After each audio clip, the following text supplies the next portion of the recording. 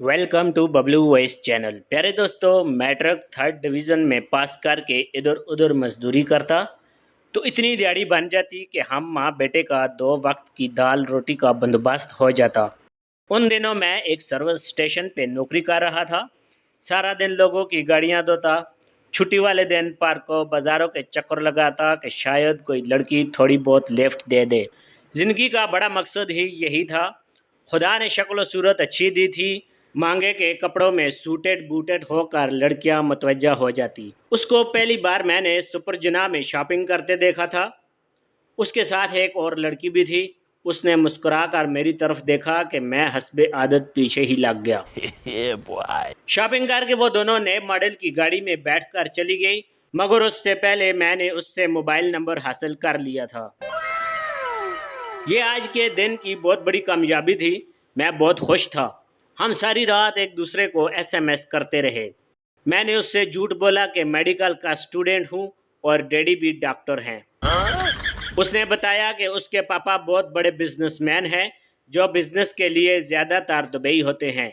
मेरी तो गोया लॉटरी ही निकल आई थी। आहिस्ता आहिस्ता हमारी दोस्ती गहरी होती गई। हम एक दूसरे से मिलने लगे।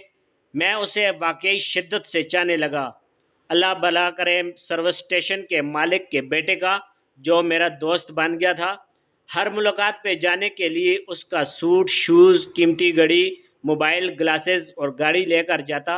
मुझे अपना आप मिर्ज़ा ताहिर दार बेग लग रहा था, मगर क्या करता, मजबूरी थी। अच्छा, ये कोई फिल्मी स्टोरी तो थी नहीं कि वो मेरी असलियत जानकर गले लगाती। रियल लाइफ का किस्सा था। मुझे पता था कि जिस दिन उसको मेरी 2 टके की हैसियत का पता चल गया, सीधी किक लगाती और शायद पटाई भी करती। वैसे भी वो बड़े बाप की इकलौती बेटी थी। दिमाग अर्श पे ही रहता था। oh no! एक रोज सुबह जब मैं मैले कुचैले कपड़ों में सर्विस स्टेशन पर गाड़ी धोने पे जुटा हुआ था, अचानक किसी ने पीछे से मेरे कंधे पे हाथ रखा। जैसे ही मैंने पीछे मुड़कर देखा, मेरा दिल धड़कना भूल गया, अलग खुशक हो गया और रंगत ऐसी कि काटू तो लहू नहीं। सामने वो बड़े स्टाइल से कोल्हू पे हाथ रखे खड़ी थी और हस्बे आदत च्युइंगम चबा रही थी। डॉक्टर साहब, क्या हाल है? वो तंजिया लहजे में बोली। मैं हुक्कों की तरह उसका मुंह तकने लगा। मुंह से आवाज़ ही नहीं निकल रही थी।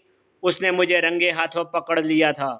उसे मेरी 2 टके की हैसियत का पता चल गया था। तुम तो यार बहुत बड़े फनकार निकले।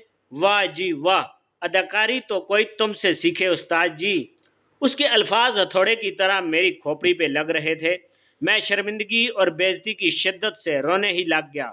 उसने अचानक धक्का देकर मुझे पीछे रखी कुर्सी पे गिरा दिया।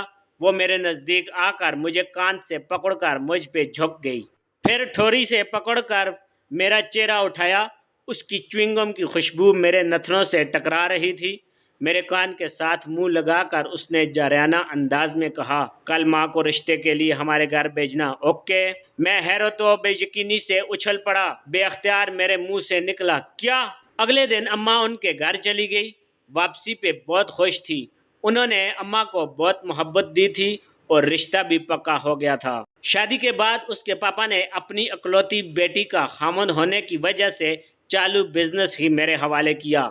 आजकल मेरी ससुर की दी हुई मंडी मोड़ पे चाट समोसे की छोटी सी दुकान चला रहा हूँ। खुदा का शुक्र है, अच्छा गुजारा हो रहा है। और मेरे ससुर ने इन दिनों लारी अड्डे के बाहर पकौड़ों की रेडी लगा रखी है। आजकल की फेसबुक की मुहब्बतें भी ऐसी ही होती हैं।